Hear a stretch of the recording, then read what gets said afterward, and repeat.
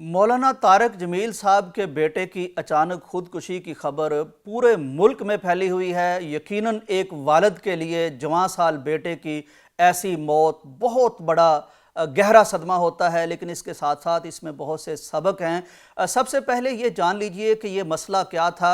मौलाना के बड़े बेटे ने इस हवाले से जो एतराफ़ किया है या जो वजाहत की है, उसके मुताबिक इनको बड़े अरसे से बड़ा डीप डिप्रेशन था, शदीद किस्म का डिप्रेशन था, और ये एक ऐसा डिप्रेशन था जिसको बाईपोलर डिसऑर्डर सिंड्रोम कहते हैं, जिसमें आदमी दो शख्सियात में बट जाता है। एक शख्सियत ऐसी जन्म ले लेती है आदमी की शख्सियत के अंदर ही कि वो जो कुछ करती है उसकी असली शख्सियत को उसका इल्म भी नहीं होता।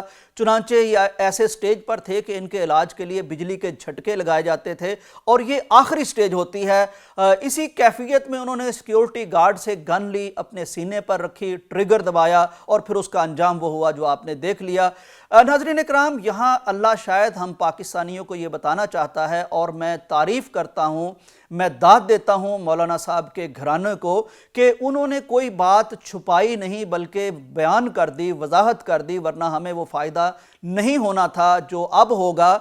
मौलाना छुपा सकते थे कि ये एक हादसाती मौत है, वो डिप्रेशन भी छुपा सकते थे कि लोग क्या कहेंगे, दीनी घराने में डिप्रेशन है। वैसे देखें तो एक बात ये भी सामने आती है कि मौलाना को अल्लाह ताला ने ना तो तंगदस्ती दी है, ना रूहानी तंगदस्ती दी है, हर एतबार से अल्लाह ने माला माल किया है। इसके बावजूद अगर उनके बेटे को डिप्रेशन हुआ है तो ये हम सब के समझने की बात है। हम अमूमन हमारे मुसलमान और मोमन ये कहते नज़र आते हैं, हमारे खतीब कहते हैं, मोटिवेशनल स्पीकर कहते हैं कि एक मोमन को डिप्रेशन हो नहीं सकता, तो ये बात गलत है। नबी कायनात सल्लल्लाहु अलैहि वसल्लम की एक हदीस भी आपके सामने रखता हूँ। बहरहाल ये बात तय हो चुकी है कि डिप्रेशन एक बीमारी है, ये दीनी स्कॉलर को भी हो सकती है, उसके बेटे को भी हो सकती है। इसका इलाज क्या है? इसका इलाज मुआलिज के पास जाना है, नफ्सियाती मुआलिज के पास जाना है। हम शर्म महसूस करते हैं, हम एतराफ़ नहीं करते।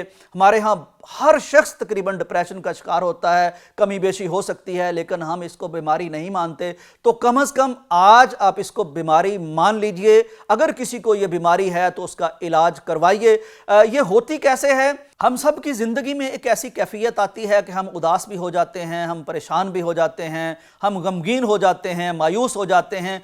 अगर ये लहर टल जाती है तो ये नॉर्मल इंसान की निशानी है, लेकिन अगर हफ्तों तक, महीनों तक ये कैफियत रहती है तो इसको डिप्रेशन कहते हैं। इसका एक इलाज जो WHO ने और अमरीकी मुख्तलिफ इस तरह की रिपोर्ट्स में मैंने देखा है या बयान करने वालों को सुना है, वो कहते हैं कि इसका एक इलाज, यानी होने से पहले इसको रोका कैसे जा सकता है, कि आप अपने रिश्तेदारों के साथ ताल्लुकात ठीक रखें, आप दोस्तों के साथ बैठें, आप अपना कथारसिस करें, आप अपने दिल की बात करें। इससे इंसान हल्का फुल्का हो जाता है। और मैं हैरान हूँ कि नबी कायनात की हदीस है कि जो शख्स चाहता है कि उसकी उम्र में इजाफा हो, उसके रिस्क में इजाफा हो, फल यसिल रहीमा हो, वो अपने रिलेशन ठीक रखे, अपने रिश्तेदारों से ताल्लुकात ठीक रखे। देखिए, ये इलाज नबी कायनात ने हमें बता रखा है, लेकिन आजकल डिवाइसेस के दौर में और तन्हाई के दौर में इंसान घिर गया है, इंसानों से दूर हो गया है। नाज़रीन, सुबह शाम के अज़कार का एहतमाम कीजिए, और खुसूसन डिप्रेशन के हवाले से, गम के हवाले से कुछ दुआएं इस वक्त आपकी स्क्रीन पर मसनून दुआएं चल रही हैं, इनको भी अपनी ज़िंदगी में शामिल कीजिए। और एक किताब बड़ी शानदार मैं आज आपको बताने लगा हूँ। ये किताब एक अरब शख्स ने लिखी है, मुसन्नफ़ ने लिखी है।